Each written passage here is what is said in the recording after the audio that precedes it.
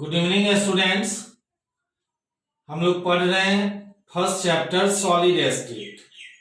कल इसमें आपने पढ़ा था number of atoms in a unit cell. किसी भी यूनिट सेल में एटम की संख्या पर यूनिट सेल कैसे कैलकुलेट करें। तो कल आपने देखा था सिंपल क्यूबिक यूनिट सेल में 1 atom, body centred cubic BCC में 2 एटम और FCC face centred cubic unit cell में 4 एटम किस तरह से हमने कैलकुलेट किया था, उससे रिलेटेड कुछ प्रॉब्लम भी आपने देखा था और हमने कुछ इनटेक्स्ट क्वेश्चन बनाने के लिए आपको दिया था, जिसमें से कुछ क्वेश्चन आप लोगों ने पूछा है। तो आज उसी इनटेक्स्ट क्वेश्चन के बारे में हम लोग डिस्कस करेंगे। तो सबसे पहले क्वेश्चन लेते हैं in text question 1.10। Give the significance of lattice point. Lattice point के महत्व, सिग्निफिकेंस महत्व बतलाइए, क्या होता है lattice point. Each lattice point represent, प्रत्येक लैटिस पॉइंट रिप्रेजेंट करता है, दर्शाता है वन कॉन्स्टिट्यूएंट पार्टिकल को, एक पदार्थीय कण को जिससे कोई पदार्थ बना होता है। वह कॉन्स्टिट्यूएंट पार्टिकल किसी सॉलिड का होगा, जो वह कॉन्स्टिट्यूएंट पार्टिकल या तो कोई एटम होगा या कोई मॉलिक्यूल होगा या फिर आयन होगा।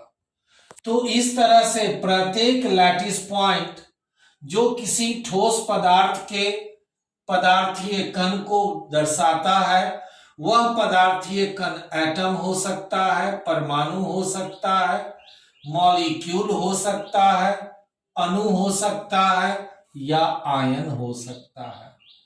तो ये था 1.10। Another question 1.11। Name the parameter that characterise a unit cell.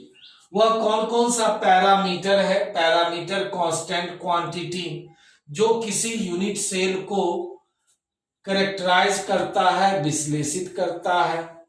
याद करिए, आपने इस तरह का यूनिट सेल एक पढ़ा था, फिर हम आपको एक बार याद दिला दें। मान लीजिए ये कोई यूनिट सेल हमने लिया, ये मान लिया कोई यूनिट सेल लेते हैं। अब ये जो यूनिट सेल है, इसका जो यह एज लेंथ है, इसकी लंबाई को a मान लेते हैं, ये लंबाई b मान लेते हैं और ये इसका ऊंचाई c मान लेते हैं। यह हुआ edge length a b c। Axial length b और c के बीच के एंगल को अल्फा कहते हैं, a और c के बीच के एंगल को बीटा कहते हैं और a और b के बीच के एंगल को गामा कहते हैं। तो 3 हो गया edge length a b c, 3 हो गया axial angle alpha beta gamma, ये टोटल हो गया 6 parameter. A unit cell is characterised by following 6 parameters. Unit cell को निम्नलिखित 6 पैरामीटर के द्वारा कैरेक्टराइज किया जाता है, विश्लेषित किया जाता है, जिसमें 3 हो गया एज लेंथ ABC, जो अभी आपने देखा, और 3 हो गया एक्सियल एंगल अल्फा बीटा और गामा। इंपोर्टेंट क्वेश्चन 2 मार्क्स में, 2 नंबर में अक्सर एग्जाम में पूछा जाता है। Another question 1.13। Explain how much portion of an atom at corner. Corner पर एटम का कितना भाग होगा, आप पढ़े थे कल 8वां भाग। और body centre of a cubic unit cell, किसी क्यूबिक यूनिट सेल के बॉडी सेंटर में अगर कोई एटम है, is a part of its neighbouring unit cell, क्या वह दूसरे यूनिट सेल नेबरिंग नजदीकी निकटतम यूनिट सेल के संपर्क में होगा। तो फर्स्ट को आप पहले हम लोग डिस्क्राइब करें। कॉर्नर पर एटम का कितना भाग होगा? याद करिए कल आपने पढ़ा था, सिंस इन ए क्रिस्टल, किसी भी क्रिस्टल में each corner of a unit cell, एक यूनिट सेल का प्रत्येक कॉर्नर 8 अदर यूनिट सेल्स के संपर्क में रहता है। एक यूनिट सेल का प्रत्येक कॉर्नर 8 दूसरे यूनिट सेल के साथ कॉमन रहता है और इसीलिए यह कंट्रीब्यूट करता है 1/8 portion of an atom. Atom का 8वां भाग, एटम का 8वां भाग रहता है कॉर्नर पर।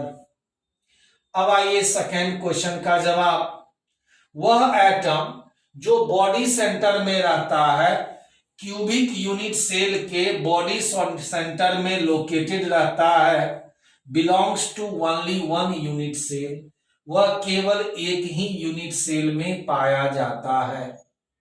And it is not shared with any neighbouring unit cell, जो एटम यूनिट सेल के बॉडी के सेंटर में रहता है वह किसी दूसरे निकटतम नजदीकी पड़ोसी यूनिट सेल के साथ शेयरिंग नहीं करता है। ये था क्वेश्चन नंबर 13।